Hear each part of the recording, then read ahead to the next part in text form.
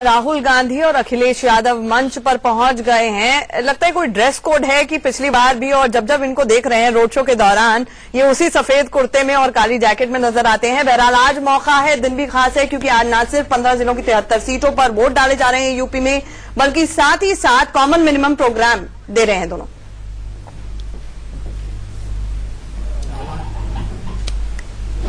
जैसा पिछली बार मैंने स्टार्ट किया था तो I let Akhilesh go first, I go second.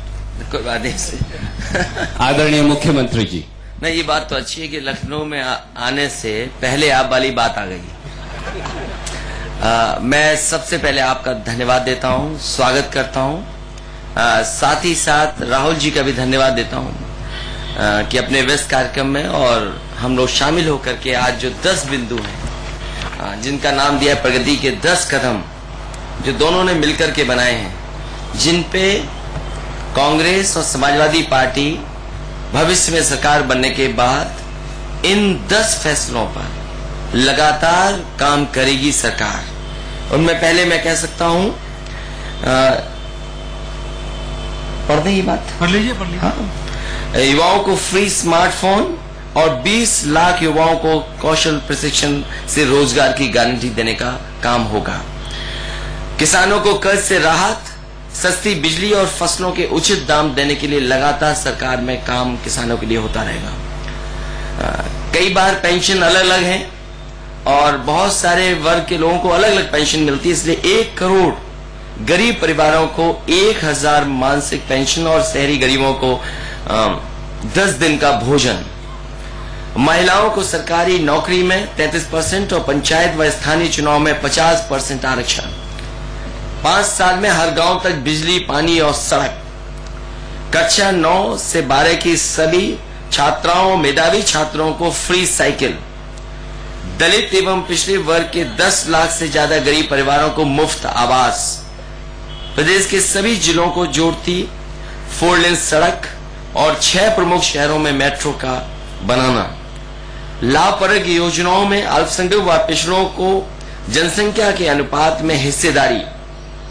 तेज और असरदार कार्रवाई के लिए पुलिस का आधुनिकीकरण और यूपी 100 का योजनाबद्ध विस्तार किया जाएगा।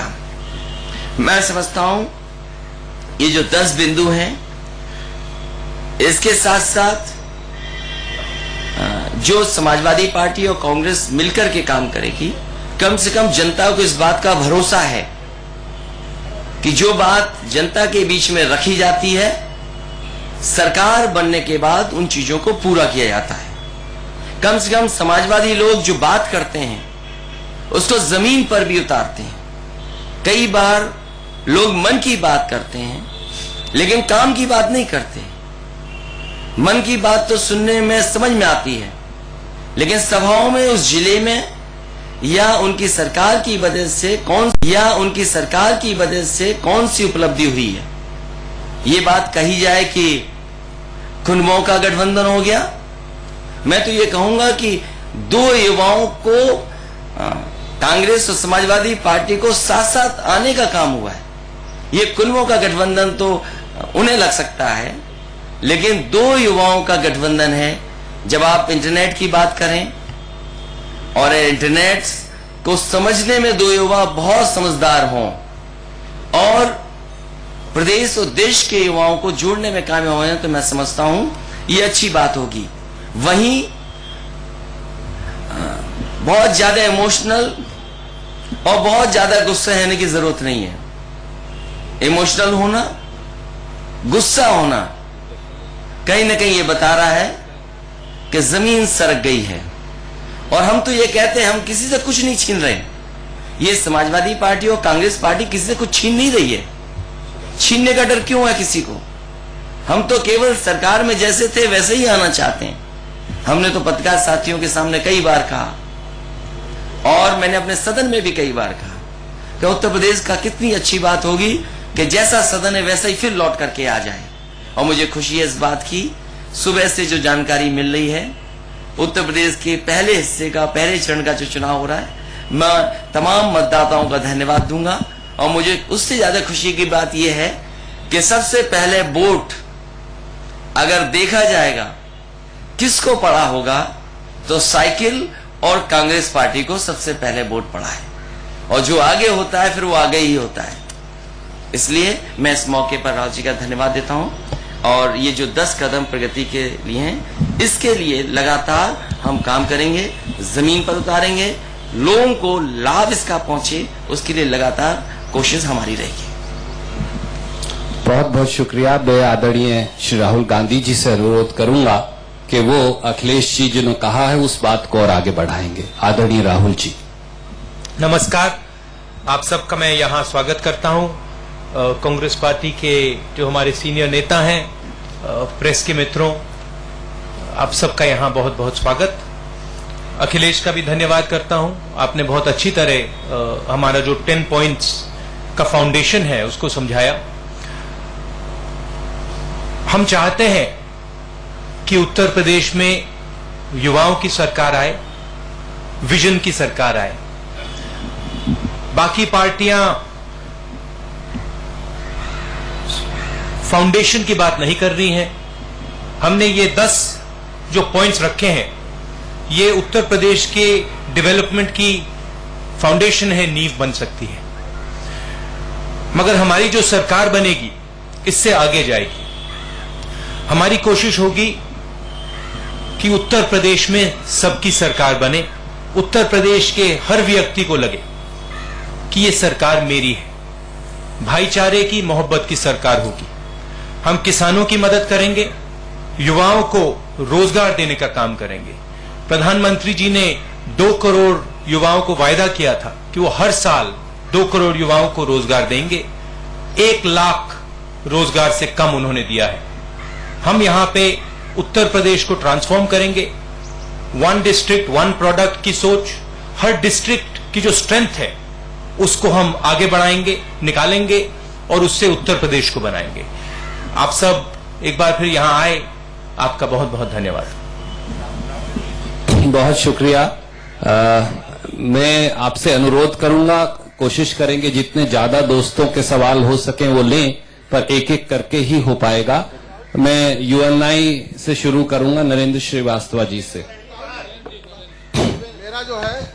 मेरा राहुल जी अखिलेश जी से, दोनों से मेरा ये सवाल है। कल प्रधानमंत्री ने कहा है कि कांग्रेस पार्टी के लोग अपनी हद में रहें, और यह भी कहा है कि हमारे पास सबकी जन्म पत्री है। क्या आप इसको धमकी मानते हैं? डेमोक्रेसी के लिए कितना जायज या नाजायज है?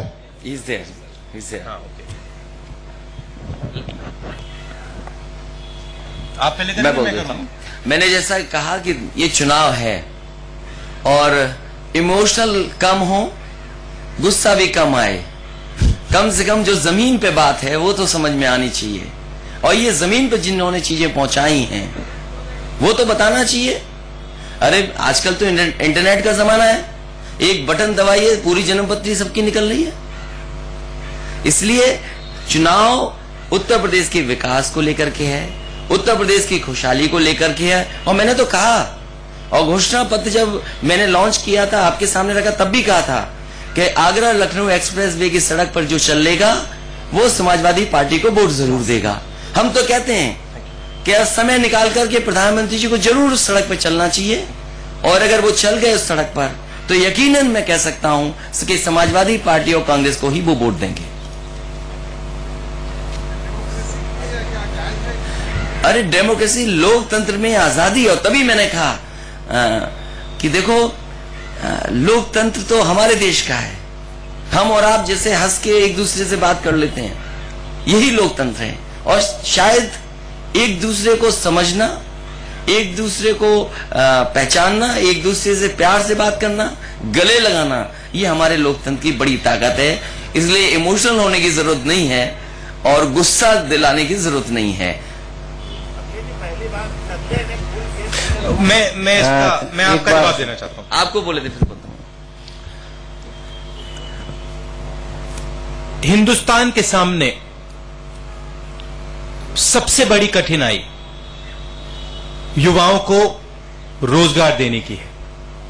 जैसे मैंने कहा, नरेंद्र मोदी जी ने कहा था 2 करोड़ युवाओं को वो हर साल रोजगार देंगे।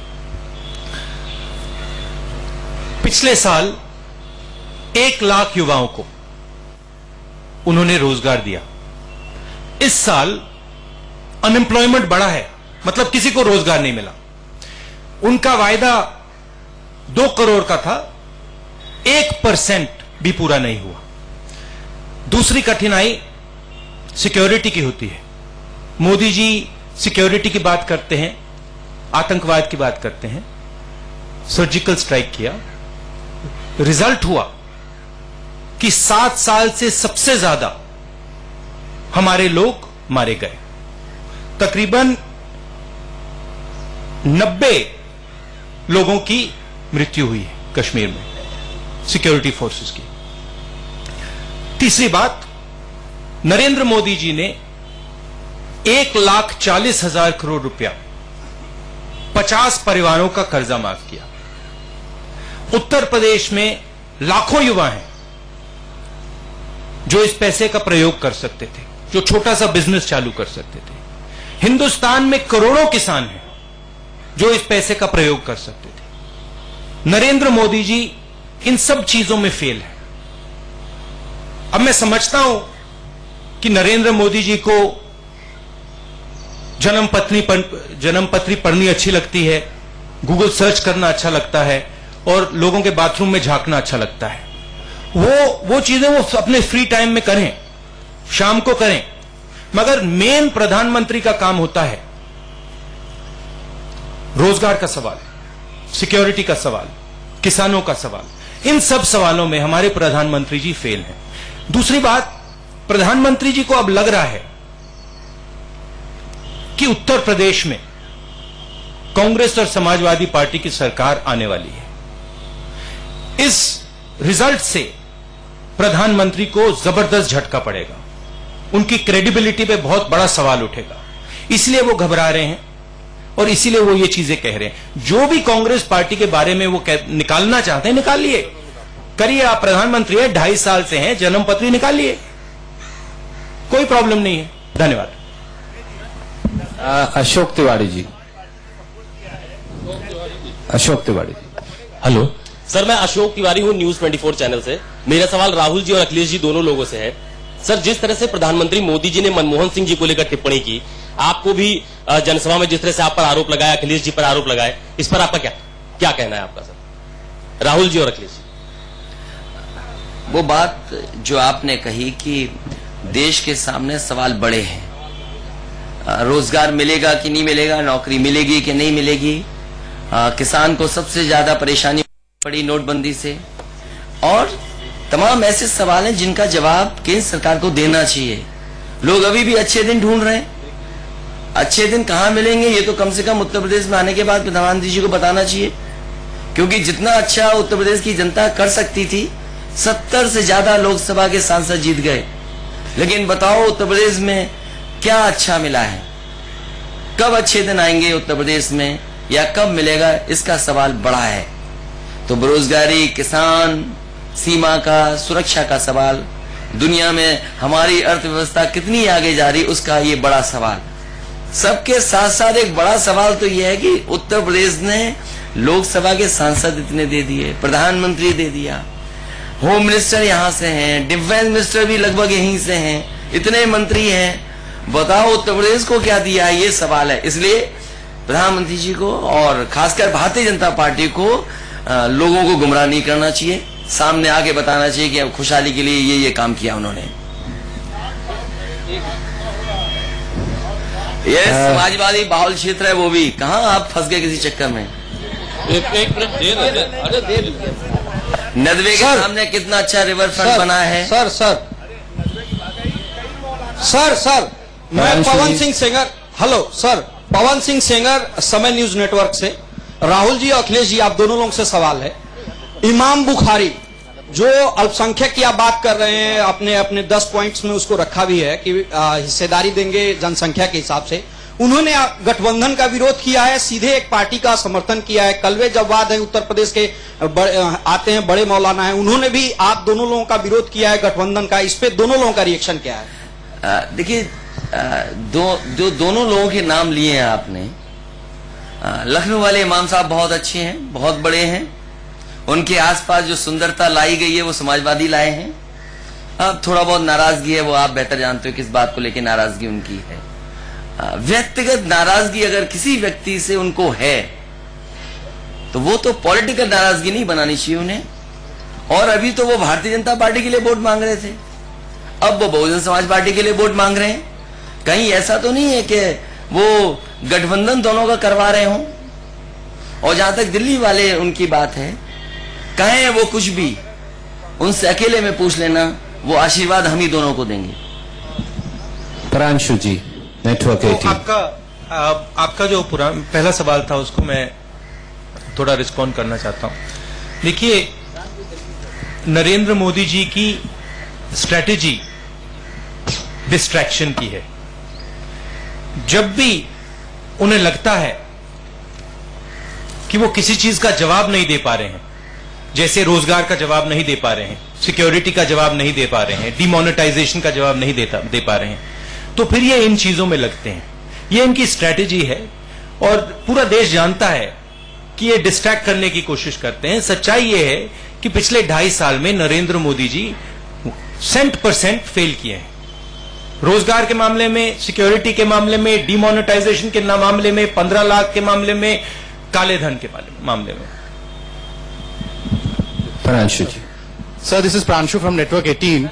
My question to both of you is that your alliance and सीधे तौर पर कटाक्ष करते हुए ये जुगलबंदी अखिलेश यादव और राहुल गांधी की नजर आ रही है। इस खबर पर आएंगे, एक बार फिर से सीधे लखनऊ लिए चलते हैं, जहां पर इतनी अखिलेश यादव और राहुल गांधी मौजूद हैं। तो सोचो क्या होगा उनका, क्योंकि वो तो बनावटी इंटरनेट लगते हैं कि बनावटी चीजें चलाते होंगे। हम तो दोनों लोग समझते हैं उस बात को, उम्र के हिसाब से सब सीखी हैं चीजें। जहां तक अल्पसंख्यक महिलाओं की बात है, मुझे खुशी इस बात की है कि समाजवादी सरकार ने और अब कांग्रेस के साथ मिलकर के इसीलिए जो बिंदु लिखा है इसमें 33% सरकारी नौकरी में, पंचायत में 50%, और वहीं ये लिखा है कि अल्पसंख्यक लोगों को 20% उनको योजनाओं में शामिल किया जाएगा। राहुल जी, अखिलेश जी, मेरा सवाल आप दोनों से ये है कि आप दोनों अलायंस करके लड़ रहे हैं, आप इस बार चुनाव में किससे आप मेन मुकाबला मानते हैं, भारतीय जनता पार्टी से या बहुजन समाज पार्टी से? और मेरा इसी से जुड़ा एक सवाल और भी है, कल अखिलेश जी ने भी कहा था कि क्या आपको लगता है भविष्य में अगर नतीजे को चाहते हैं तो क्या बीजेपी और बीएसपी फिर अलायंस कर सकते हैं या वे लोग मिल सकते हैं? जहां तक अलायंस की बात है, वही बात मैं फिर दोहरा रहा हूं कि अलायंस से वो लोग घबराए हुए हैं, वरना कम से कम जमीन पे क्या सरकार ने किया वो तो बताते हैं, उत्तर प्रदेश में क्या काम हो रहा है ये तो बताते। साफ तौर पर निशाना साधते हुए प्रधानमंत्री मोदी पर अखिलेश यादव यहां पर नजर आ रहे हैं। एक छोटे प्रधानमंत्री मोदी पर सीधे तौर पर निशाना साधा है। लखनऊ में कॉमन मिनिमम प्रोग्राम जारी करते हुए राहुल गांधी ने कहा कि पीएम मोदी को बाथरूम में झांकना अच्छा लगता है, उन्हें गूगल सर्च करना अच्छा लगता है, लेकिन सच ये है कि वो जन्मपत्री पढ़ने का भले ही शौक रखते हो, लेकिन हमारे प्रधानमंत्री हर मोर्चे पर फेल हुए हैं। सीधे सीधे प्रधानमंत्री मोदी पर निशाना साधा। कांग्रेस उपाध्यक्ष राहुल गांधी ने वो कॉमन मिनिमम प्रोग्राम का ऐलान करने के लिए अखिलेश यादव के साथ बैठे हुए थे। लखनऊ में ये कार्यक्रम था। 10 बड़ी बातें जो कही गई, वो ये कहा गया कि किसानों को सस्ती दर पर बिजली दी जाएगी, प्रगति के 10 कदम प्रतिबद्ध हैं हम, पुलिस का आधुनिकीकरण किया जाएगा, ये कहा गया है उस कॉमन मिनिमम प्रोग्राम में। 10 पॉइंटर्स का ये एजेंडा है। 10 लाख दलितों को घर दिया जाएगा, आवास दिया जाएगा, मेधावी छात्रों को साइकिल दी जाएगी, और इसकी घोषणा की अखिलेश यादव और मुलायम सिंह यादव ने, जिनका नाम दिया प्रगति के 10 कदम, जो दोनों ने मिलकर के बनाए हैं, जिन पे कांग्रेस और समाजवादी पार्टी भविष्य में सरकार बनने के बाद इन 10 फैसलों पर लगातार काम करेगी सरकार। युवाओं को फ्री स्मार्टफोन और 20 लाख युवाओं को कौशल प्रशिक्षण से रोजगार की गारंटी देने का काम होगा। किसानों को कर्ज से राहत, सस्ती बिजली और फसलों के उचित दाम देने के लिए लगातार सरकार में काम किसानों के लिए होता रहेगा। कई बार पेंशन अलग अलग है और बहुत सारे वर्ग के लोगों को अलग अलग पेंशन मिलती है, इसलिए 1 करोड़ गरीब परिवारों को 1000 मासिक पेंशन और शहरी गरीबों को 10 दिन का भोजन, महिलाओं को सरकारी नौकरी में 33% और पंचायत व स्थानीय चुनाव में 50% आरक्षण, 5 साल में हर गांव तक बिजली, पानी और सड़क, कक्षा 9 से 12 की सभी छात्राओं, मेधावी छात्रों को फ्री साइकिल, दलित एवं पिछड़े वर्ग के 10 लाख से ज्यादा गरीब परिवारों को मुफ्त आवास, प्रदेश के सभी जिलों को जोड़ती 4 लेन सड़क और 6 प्रमुख शहरों में मेट्रो का बनाना, लाभप्रद योजनाओं में अल्पसंख्यक व पिछड़ों को जनसंख्या के अनुपात में हिस्सेदारी, तेज और असरदार कार्रवाई के लिए पुलिस का आधुनिकीकरण और यूपी 100 का योजनाबद्ध विस्तार किया जाएगा। मैं समझता हूं ये जो 10 बिंदु हैं, इसके साथ साथ जो समाजवादी पार्टी और कांग्रेस मिलकर के काम करेगी, कम से कम जनता को इस बात का भरोसा है कि जो बात जनता के बीच में रखी जाती है, सरकार बनने के बाद उन चीजों को पूरा किया जाता है। याद होगा प्रधानमंत्री मोदी ने कहा था कि राहुल गांधी को सबसे ज्यादा गूगल पर चुटकुले उनके नाम पर हैं, आप गूगल सर्च कर लीजिए। अब उसका जवाब दिया है राहुल गांधी ने, क्या कुछ कहा उन्होंने वो भी सुनिए। अब मैं समझता हूं कि नरेंद्र मोदी जी को जन्मपत्री पढ़नी अच्छी लगती है, गूगल सर्च करना अच्छा लगता है और लोगों के बाथरूम में झांकना अच्छा लगता है। वो चीजें वो अपने फ्री टाइम में करें, शाम को करें, मगर मेन प्रधानमंत्री का काम होता है रोजगार का सवाल, सिक्योरिटी का सवाल, किसानों का सवाल। इन सब सवालों में हमारे प्रधानमंत्री जी फेल हैं।